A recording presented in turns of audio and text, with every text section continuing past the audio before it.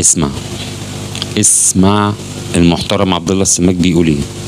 بعيدا عن كون ان انا زملكاوي او اهلاوي، تمام. ايه اللي بيعملوه مجلس اداره الاهلي ما يعرفش يعمله مجلس اداره نادي الزمالك؟ يعني كل الامور دي اول نقطه انا بحترمك وبقدرك فيها جدا، بس انت عارف ايه اللي بيعمله مجلس اداره النادي الاهلي ما بيعملوش مجلس اداره الزمالك.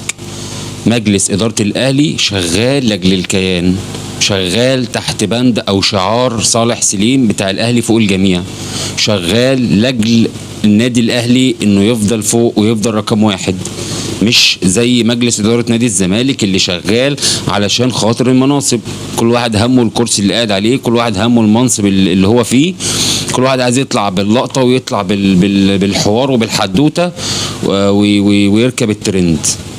ده الفرق يا عبد الله ما بين اداره الاهلي واداره الزمالك، وانا معاك واحده واحده لان انا عارف ان انت عارف الكلام ده كله.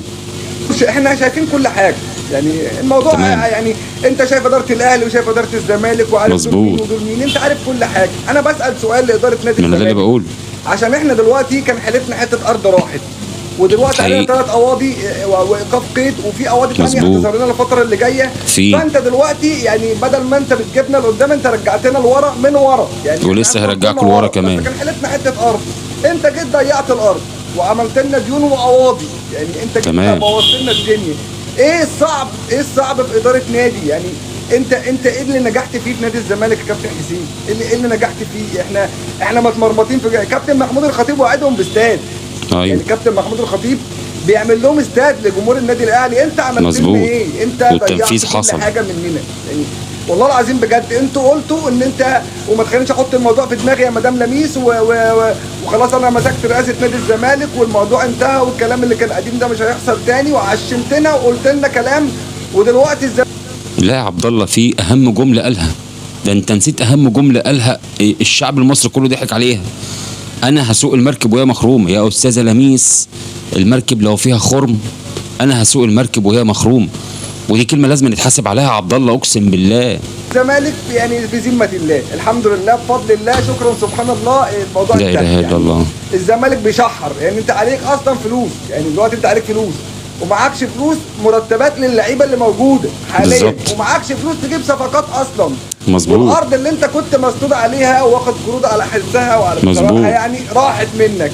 بالظبط، يعني ممكن يتحاسب ويجي له قواضي تانية عشان القروض اللي واخدها بضمان الارض والكلام الجميل ده كله، وممكن لعيبه تانية تروح ترفع قواضي تانية عشان خاطر ما فيش فلوس يدفع مستحقات، مفيش فلوس يجيب صفقات. وهيجيب صفقات ليه اصلا يا عبد الله؟ ده القيد موقوف، يعني هو اصلا محتاج فلوس عشان يحل وقف القيد، مش محتاج فلوس عشان يجيب لعيبه، ده هو محتاج فلوس عشان يحل وقف القيد. بس ماشي، خد بالك بقى عشان في لسه قواضي فعلا جايه زي ما انت قلت. انت دلوقتي هتعمل ايه فينا اكتر من كده؟ عرفنا، ولو انت مش قد المكان اللي انت فيه ده سيبه وامشي، اكتر ما تخرب اكتر ما هي خربان. يعني بالزبط. والله العظيم بجد انت دمرت نادي الزمالك حرفيا يا كابتن حسين، انت ومجلس اداره نادي الزمالك الحالي. انا مش هتكلم على الاهلي ولا هسيبك من الاهلي يا عم ناس فشله وعاملين كل حاجه، انت عملت ايه؟ انت نجحت في ايه؟ انت ده احنا ده الناس بقت مكسوفه تلبس تيشيرت نادي الزمالك الله، هننكر خير الراجل بقى يا عبد الله. بسم الله ما شاء الله سبحان الله الله اكبر عليه، مخلى النادي الاهلي زي الزمالك فلس اهو. يعني في احلى من كده؟ 3 قواضي وضرب التفليسه و15000 جنيه في الخزنه بتاعت الزمالك، صرفهم كمان على اللجنه العموميه ولا بتاع العموميه اللي عملها ديت اللي محدش حضرها. انجازات اهي يا عبد الله، ولا دي مش انجازات؟ ولا يا جدعان ما حد يتكلم؟ يعني المفروض يعني زي ما بنذكر مساوئ نذكر المحاسن، ودي محاسن للراجل، محاسن الحلو. انا دلوقتي مش عارف انا يعني مصيري ايه الفتره اللي جايه دي، هل الزمالك هيرجع تاني ولا الزمالك خلاص كده الموضوع الارض ده هتظهر ديون جديده وهنبدا بقى نبيع اللعيبه وكلام من ده وهنعيش في 10 سنين جديده يعني زي العشريه السوداء ولا ايه؟ ايوه بالظبط. رقم 1 نادي الزمالك علشان يقوم على رجله تاني ويرجع نادي الزمالك اللي احنا نعرفه بتاع زمان محتاج سنين، عشان ابقى صريح ودغري معاك، محتاج سنين.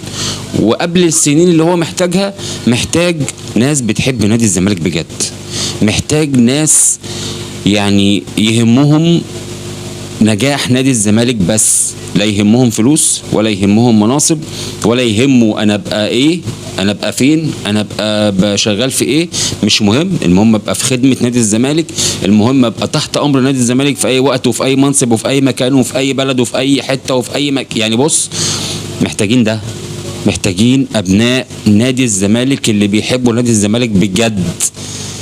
وبصراحه انا على المستوى الشخصي، رايي الشخصي الذي ليس له قيمه على الاطلاق مش شايف حد من ابناء نادي الزمالك اللي بالمنظر ده. مش لاقي حد رشحه يكون قلبه على نادي الزمالك او بيحب نادي الزمالك لدرجه ان هو ممكن يصرف على الزمالك من جيبه.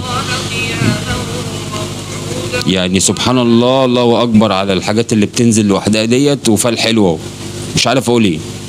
فهو انا نفسي اشوف حد بيحب نادي الزمالك بجد، ولا قادر بقى اقول لك حازم امام، ولا قادر اقول لك مش عارف مين، ولا كاني ولا ماني. انا مش شايف اي حد او مش لاقي اي حد رشحه يكون.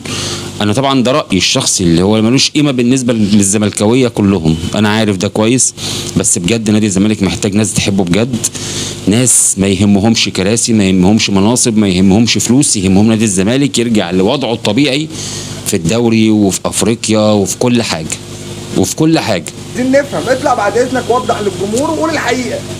انت قادر تدير مش قادر تدير، مع السلامه، شكرا، سبحان الله. احنا تعبنا، يعني رايحين نلعب ماتش السوبر وعندنا لعيب مصاب والقيد موقوف وهنلاعب بيراميدز مش هيسمي علينا في النهايه اكيد مش هيسمي، ما هو مش نادي الاسماعيلي، مش ولاد عمكم عشان يسموا عليكم من الاخر. من الاخر ده مش الاسماعيلي عشان يسمي عليك، هو مش هيسمي عليك. وبالنسبه لحسين لبيب، هو لا هيطلع يوضح ولا هيطلع يشرح ولا هيطلع يقول اي حاجه، لانه ما عندوش حاجه يقولها. هو ما عندوش حاجه يقولها يا عبد الله يا سماك. بامانه الله، لكم الله يا جمهور الزمالك، لكم الله بامانه انا بجد الله يكون في عونكم، مش هقول اكتر من كده. تحياتي لك يا عبد الله يا سماك يا محترم قوي بزياده، واتمنى نادي الزمالك يرجع من تاني عشان خاطر الزملكاويه المحترمين فقط، لان في زملكاويه كتير محترمين جدا، ويهمني ان نادي الزمالك يرجع تاني لوضعه الطبيعي، لان هو القطب الثاني في مصر. يعني مهما رحنا ومهما جينا هو القطب الثاني في مصر، ومفيش ديربي من غير اهلي وزمالك. يعني مفيش ديربي اهلي وبيراميدز، انسى مفيش حاجه اسمها ديربي اهلي وبيراميدز دي خالص، هو الديربي اهلي وزمالك. اتمنى نادي الزمالك يرجع لوضعه الطبيعي.